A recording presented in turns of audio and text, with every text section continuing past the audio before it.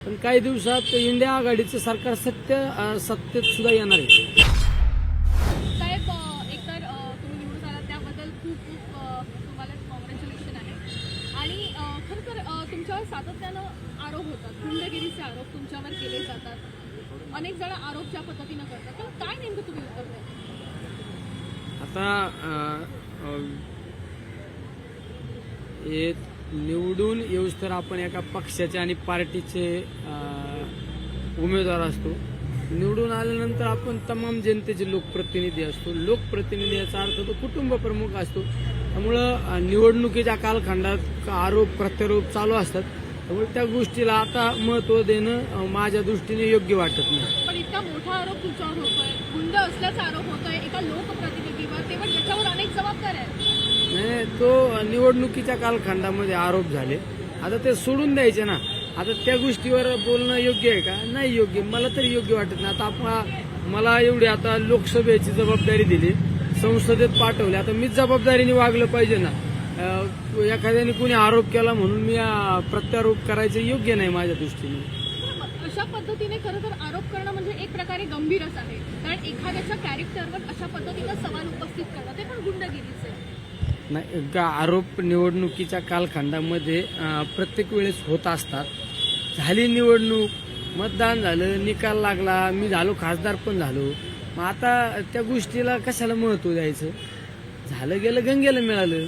बरोबर. इंग्रजी भाषेवरूनही तुम्ही खूप ट्रोल झालात, तर आता संसदेमध्ये भाषण करावं लागेल, तर या संदर्भात काही इंग्रजीचा क्लास किंवा त्या संदर्भात काही नाही, इंग्रजीचा क्लास करायची गरज नाही मला. आपल्या महाराष्ट्रात, आपल्या ग्रामीण भागात जी लोकांना अपेक्षित भाषा आहे त्या भाषेतच माझा नेहमी जनतेशी डायलॉग असतो. याचा अर्थ जर वेळेप्रसंगी समोरच्याची माझी जर बाजू मांडत असताना, जर माझ्या मातृभाषेमध्ये जर बाजू मांडत असताना जर समोरच्या व्यक्तीच्या जर लक्षात येत नसेल, तर त्यावेळेस मी इंग्रजीमध्ये सुद्धा माझ्या मतदारसंघातली बाजू मांडू शकतो. पण इलेक्शनच्या अगोदर याच इंग्रजीवरून खूप तुम्हाला प्रश्न विचारण्यात आले, खूप ट्रोल करण्यात आलं, वाईट वाटत होतं? चालू असतं. निवडणूक येते ना, ज्या उमेदवाराकडे हे सगळं पचवायची ताकद आहे ना, त्यांनीच निवडणूक लढवायची असते, त्यांनीच जनतेचा प्रतिनिधी म्हणून सामोरं जायचं असतं. ज्याच्याकडे आरोप पचवायची ताकद नाही त्यांनी कुठल्याच निवडणुकीला सामोरं जायचं नाही आणि जनतेची सेवा करण्याचं त्या ठिकाणी उद्दिष्ट पण ठेवायचं नाही. त्यामुळे चालू असतं, आरोप प्रत्यारोप चालू असतात. निवडणुकी झालं गेलं सोडून द्यायचं. पण तरी प्रयत्न काही करणार आहात का इंग्रजीसाठी? प्रयत्न करायची गरज नाही. ऑलरेडी माझं ग्रॅज्युएशन झालेलं आहे आणि मी माझी बाजू इंग्रजीमध्ये पण मांडू शकतो. काय असतं, निवडणुकीच्या कालखंडामध्ये माझा आरोप केला म्हणून मी इंग्लिश बोलायचं हे मला काही योग्य नाही वाटलं. मी पण मराठीतच माझी आता संसदेत बोलण्याचा बाजू मांडण्याचा प्रयत्न करणार मतदारसंघातली. पण वेळेप्रसंगी जसं जैसा देश वैसा वेश करू ना आपण, तसं पण बोलू आपण. काय मला काय शिकायची गरज नाही, मला सगळं येतंय. महायुतीला का नाकारलं नगरमध्ये? असं काय झालं की महायुतीला नाकारलं गेलं? नगरमध्येच नाही, राज्यामध्ये सगळ्या ठिकाणी महायुतीला नाकारलेलं आहे. शेतकऱ्यांचा रोष होता, वेगवेगळ्या समाज बांधवांचा पण रोष होता. आणि या 5 वर्षामध्ये 4.5 वर्षामध्ये या राज्यामध्ये अनेक सत्तांतरणं झाली. या सगळ्या गोष्टी रोषाला महायुतीला सामोरं जावं लागलं. पण इतक्या मोठ्या प्रमाणात राग, कारण की ज्या पद्धतीनं ह्याच्या आधीच्या निवडणुकीमध्ये महायुतीला यश मिळालं होतं, त्याच्यानंतर जो कॉन्फिडन्स महायुतीने दाखवला होता आणि आता ज्या पद्धतीने रिझल्ट आले, शेवट महायुतीमध्ये जे सत्तांतरण झाले तो राग जनतेसमोर होता. त्याचबरोबर शेतकऱ्यांच्या हिताचा कुठलाच निर्णय नाही, बेरोजगारांच्या बाबतीत कुठला निर्णय नाही. आज शेतकऱ्यांच्या कांद्याची काय परिस्थिती आहे, निर्यात बंदी उठली नाही.